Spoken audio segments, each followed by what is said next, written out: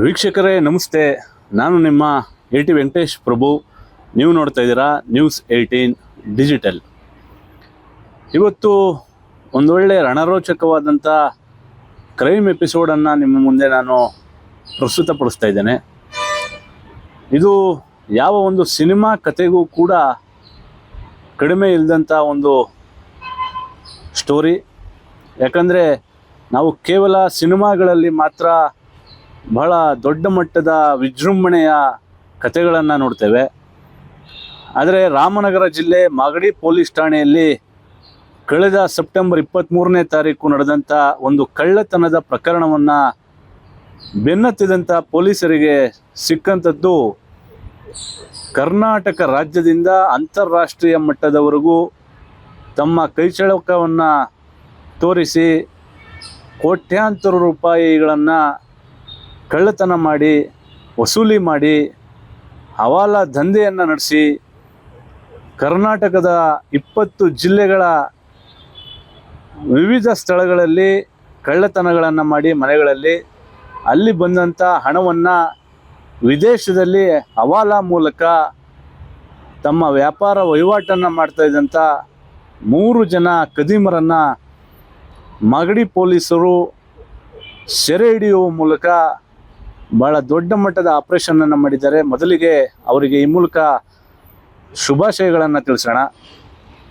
ಏನು ಈ ಪ್ರಕರಣ ಅಂದರೆ, ಸೆಪ್ಟೆಂಬರ್ 23ನೇ ತಾರೀಕು ಏನು ಮಾಗಡಿಯ ಪಟ್ಟಣದಲ್ಲಿ ಇರತಕ್ಕಂಥ ವೇಣುಗೋಪಾಲ ಗುಪ್ತಾ ಎಂಬುವರ ಮನೆಯಲ್ಲಿ ಸುಮಾರು 2 kgಗೂ ಅಧಿಕ ಚಿನ್ನಾಭರಣ ಕಳ್ಳತನ ಆಗ್ತದೆ. ಈ ಪ್ರಕರಣವನ್ನು ಮಾಗಡಿ ಪೊಲೀಸರು ದಾಖಲು ಮಾಡ್ಕೊಳ್ತಾರೆ, FIR ಕೂಡ ಆಗ್ತದೆ. ಆದರೆ ದುರದೃಷ್ಟ ವೇಣುಗೋಪಾಲ್ ಅವರ ಮನೆಯಲ್ಲಿ ಯಾವುದೇ ರೀತಿಯಾದಂಥ ಒಂದು CCTV ಕೂಡ ಇರೋದಿಲ್ಲ. ಈ ನಿಟ್ಟಿನಲ್ಲಿ ತನಿಖೆಯನ್ನು ಪ್ರಾರಂಭ ಮಾಡಿದಂಥ ಮಾಗಡಿ ಪೊಲೀಸರು ಪ್ರಮುಖವಾಗಿ ಮಾಗಡಿ ಪೊಲೀಸ್ ಠಾಣೆಯ ಗಿರಿರಾಜ್ ಅವರ ತಂಡ ಬಹಳ ದೊಡ್ಡ ಮಟ್ಟದ ಕಾರ್ಯಾಚರಣೆಯನ್ನು ಮಾಡ್ತಾರೆ. ಆ ಕಾರ್ಯಾಚರಣೆಯಲ್ಲಿ ಮೊದಲಿಗೆ ಏನು ಸಾದಿಕ್ ಎಂಬಾತನನ್ನು ಅವರು ವಶಕ್ಕೆ ಪಡಿತಾರೆ. ಈ ಸಾದಿಕ್ಕನ ಒಂದು ವಿಚಾರವನ್ನು ಗಮನಿಸೋದಾದರೆ, ಈತ ಮೂಲತಃ ಚಿಕ್ಕಮಗಳೂರು ಜಿಲ್ಲೆಯ ಕಡೂರು ತಾಲೂಕಿನ ನಿವಾಸಿಯಾಗಿರ್ತಾನೆ. ಈತನ ಮೂಲಕ ಈ ಒಂದು ಕತೆ ಭಾಳ ದೊಡ್ಡ ಮಟ್ಟದಲ್ಲಿ ತೆರೆದುಕೊಡ್ತದೆ. ಏನು ಸಾದಿಕ್ಕಿಗೆ ಖಲೀದ್ ಮತ್ತು ಫರೀದ್ ಎಂಬುವ 2 ಅಣ್ಣಂದಿರು ಇರ್ತಾರೆ. ಇವರು ಕೂಡ ಮೂಲತಃ ಕಡೂರಿನವರು. ಅಲ್ಲೇ ಸಣ್ಣ ಪುಟ್ಟ ವ್ಯಾಪಾರ ವ್ಯವಹಾರಗಳನ್ನು ಮಾಡ್ಕೊಂಡಿರ್ತಾರೆ. ಆದರೆ 1999ರಲ್ಲಿ ಶ್ರೀಗಂಧದ ಮರಗಳನ್ನು ಕಳ್ಳತನ ಮಾಡಿದಂಥ ಪ್ರಕರಣದಡಿಯಲ್ಲಿ ಈ 2 ಸಹೋದರರು ಏನು ಖಲೀದ್ ಮತ್ತು ಫರೀದ್ ಎಂಬಾತ ಇಬ್ಬರೂ ಕೂಡ ಶಿವಮೊಗ್ಗ ಜೈಲಿನಲ್ಲಿ ಸೆರೆವಾಸವನ್ನು ಅನುಭವಿಸ್ತಾ ಇರ್ತಾರೆ. ಈ 2 ಅಣ್ಣಂದಿರನ್ನು ನೋಡಲಿಕ್ಕೆ ಸಾದಿಕ್ ಎಂಬಾತ ಪದೇ ಪದೇ ಶಿವಮೊಗ್ಗ ಜೈಲಿಗೆ ಹೋಗ್ತಾ ಇರ್ತಾನೆ. ಅಲ್ಲಿ ಅವನಿಗೆ ಅಣ್ಣಂದಿರ ಜೊತೆಗೆ ಕೆಲವೊಂದು ನಂಟುಗಳು ಕೂಡ ಬೆಳೀತಾ ಹೋಗ್ತದೆ. ಅದೇ ಪಕ್ಕದ ಬ್ಯಾರಕ್ನಲ್ಲಿ ಮತ್ತೊಬ್ಬ ಏನು ವ್ಯಕ್ತಿ ಇರ್ತಾನೆ, ಆತನ ಸಹೋದರ ಹಂಜಾ ಎನ್ನುವಂಥವನು ಕೂಡ ಅವನ ಅಣ್ಣನನ್ನು ನೋಡಲಿಕ್ಕೆ ಅವನು ಕೂಡ ಬರ್ತಾ ಇರ್ತಾನೆ. ಆ ಸಂದರ್ಭದಲ್ಲಿ ಸಾದಿಕ್ ಮತ್ತು ಹಂಜಾ ಇಬ್ಬರೂ ಕೂಡ ಬಹಳ ದೋಸ್ತಿಗಳಾಗ್ತಾರೆ. ಈ ಇಬ್ಬರಿಗೆ ಮತ್ತೊಬ್ಬ ಫಯಾಜ್ ಎಂಬಾತ ಏನು ಒಂದು ಸುಪಾರಿಯನ್ನು ಕೊಡ್ತಾನೆ. ಸುಪಾರಿ ಅಂದರೆ ಇವರು ಮೂಲತಃ ಶ್ರೀಗಂಧದ ಮರಗಳನ್ನು ಕಳ್ಳತನವನ್ನು ಮಾಡಿ ಜೀವನವನ್ನು ಮಾಡ್ತಾ ಇರ್ತಾರೆ. ಆದರೆ ಫಯಾಜ್ ಎಂಬಾತ ಸಾದಿಕ್ ಮತ್ತು ಹಂಜನಿಗೆ ಮನೆಗಳ್ಳತನ ಮಾಡಬೇಕು ಅನ್ನುವಂಥ ನಿಟ್ಟಿನಲ್ಲಿ ಅವರಿಗೆ ಕೆಲವೊಂದು ಸೂಚನೆಗಳನ್ನು ಕೊಡ್ತಾನೆ. ಈ ಫಯಾಜ್ ಎಂಬಾತ ಏನು ಸಾದಿಕ್ರ ಅಣ್ಣಂದ್ರು ಇರ್ತಾರೆ, ಫರೀದ್ ಮತ್ತು ಖಲೀದ್ ಈತನಿಗೆ ಸ್ನೇಹಿತರು.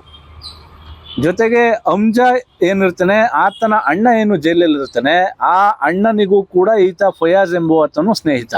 ಇವರೆಲ್ಲರೂ ಕೂಡ ಒಂದೇ ಗುಂಪಿನ ಸದಸ್ಯರು.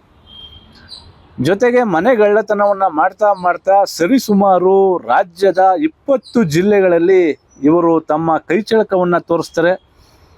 ಆದರೆ ಇಲ್ಲಿ ವಿಶೇಷವಾಗಿ ಗಮನವನ್ನು ಕೊಡಬೇಕಾದಂಥ ವಿಚಾರ ಏನಪ್ಪ ಅಂದರೆ, ರಾಜ್ಯದ 20 ಠಾಣೆಗಳಲ್ಲಿ ಇವರು ಕಳ್ಳತನ ಮಾಡಿದರೂ ಕೂಡ ಎಲ್ಲಿಯೂ ಕೂಡ ಪೊಲೀಸರ ಕಣ್ಣಿಗೆ ಬಿದ್ದಿರೋದಿಲ್ಲ.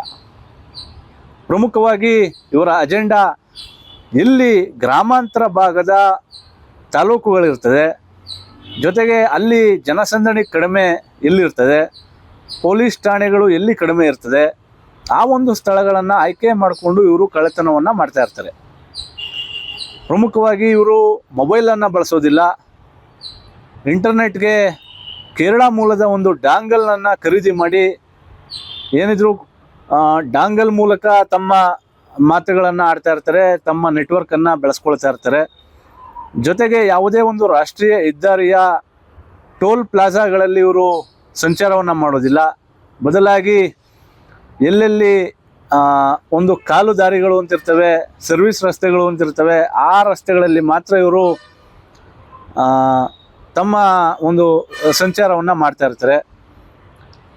ಈ ಎಲ್ಲ ವಿಚಾರಗಳು ಬಹಳ ಪ್ರಮುಖವಾದದ್ದು. ಏನು ಕರ್ನಾಟಕದಲ್ಲಿ ಏನು ಇವರು ಕಳ್ಳತನ ಮಾಡ್ತಾರೆ, ಹಣ ಆಗಿರ್ಬೋದು, ಚಿನ್ನಾಭರಣ ಆಗಿರ್ಬೋದು, ಕಾರುಗಳಾಗಿರ್ಬೋದು.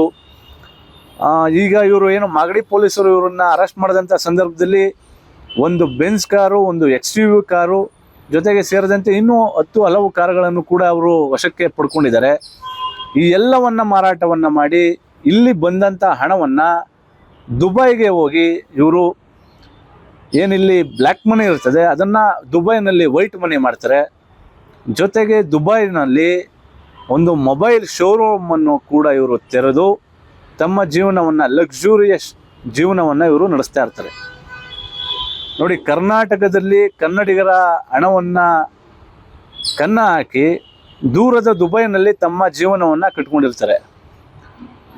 ಇನ್ನು ಬಹಳ ಚಾಕುಚಕ್ಯತೆಯಿಂದ ಮಾಗಡಿ ಪೊಲೀಸರು ಏನೀಗ ಖಲೀದ್, ಸಾದಿಕ್ ಮತ್ತು ಹಮ್ಜಾ ಎಂಬಾತನನ್ನು 3 ಜನರನ್ನು ಕೂಡ ಅರೆಸ್ಟ್ ಮಾಡಿದ್ದಾರೆ. ಅವರಿಂದ ಸರಿಸುಮಾರು 3.5 ಕೋಟಿಗೂ ಹೆಚ್ಚು ಮೌಲ್ಯದ ಚಿನ್ನಾಭರಣ ಆಗಿರ್ಬೋದು, ಕಾರುಗಳಾಗಿರ್ಬೋದು, ಹಾಗೆ ಇತ್ಯಾದಿ ವಸ್ತುಗಳನ್ನು ವಶಕ್ಕೆ ಪಡ್ಕೊಂಡಿದ್ದಾರೆ.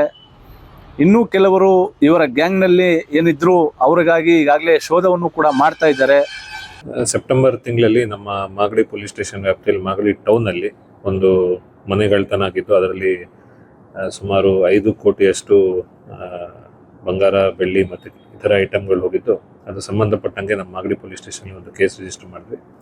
ನಮ್ಮ DSP ಮಾಗಡಿ ಮತ್ತು ತನಿಖಾಧಾರಿಯಾದ ಮಾಗಡಿ ಇನ್ಸ್ಪೆಕ್ಟರ್ ಗಿರಿರಾಜ್ ಅವರ ತಂಡ ಇದನ್ನು ಭಾಳ ಸೀರಿಯಸ್ ಆಗಿ ತಗೊಂಡು, ನಾವು ತನಿಖಾ ತಂಡ ಇದರಲ್ಲಿ 4 ಜನ ಆರೋಪಿಗಳು ಭಾಗಿಯಾಗಿರೋದು ನಮಗೆ ಇನ್ವೆಸ್ಟಿಗೇಷನಲ್ಲಿ ಪತ್ತಾಗಿ, ಅದರಲ್ಲಿ ನಾವು ಒಟ್ಟು 3 ಜನನ ನಾವು ಅರೆಸ್ಟ್ ಮಾಡಿದ್ದೀವಿ.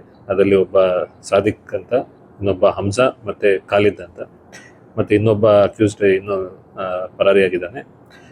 ಇವರಿಂದ ಸುಮಾರು 3,60,00,000 ಬೆಲೆ ಬಾಳುವ ಬಂಗಾರ ಮತ್ತು ಬೆಳ್ಳಿಯನ್ನು ಆಲ್ರೆಡಿ ನಾವು ರಿಕವರಿ ಮಾಡಿದ್ದೀವಿ. ಅದೇ ಇನ್ನೊಬ್ಬ ಆರೋಪಿ ಇದೆ, ಅವನು ಕೂಡ ನಾವು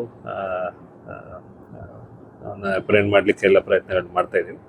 ಒಟ್ಟಾರೆ ಮಾಗಡಿ ಪೊಲೀಸರ ಕಾರ್ಯಕ್ಕೆ ಇಡೀ ಜಿಲ್ಲೆಯ ಜನ ಮೆಚ್ಚುಗೆಯನ್ನು ವ್ಯಕ್ತಪಡಿಸ್ತಾ ಇದ್ದಾರೆ. ಮುಂದಿನ ದಿನಗಳಲ್ಲಿ ಇಂತಹ ಕುಖ್ಯಾತ ಕಳ್ಳರನ್ನು ನ್ಯಾಯಾಂಗ ವ್ಯವಸ್ಥೆ ಒಂದು ಕಟ್ಟುನಿಟ್ಟಿನ ಕಾನೂನಾತ್ಮಕವಾಗಿ ಇವರ ವಿರುದ್ಧ ಕ್ರಮವನ್ನು ವಹಿಸಬೇಕು ಅಂತೇಳಿ ಜನ ಕೂಡ ಆಶಿಸ್ತಾ ಇದ್ದಾರೆ.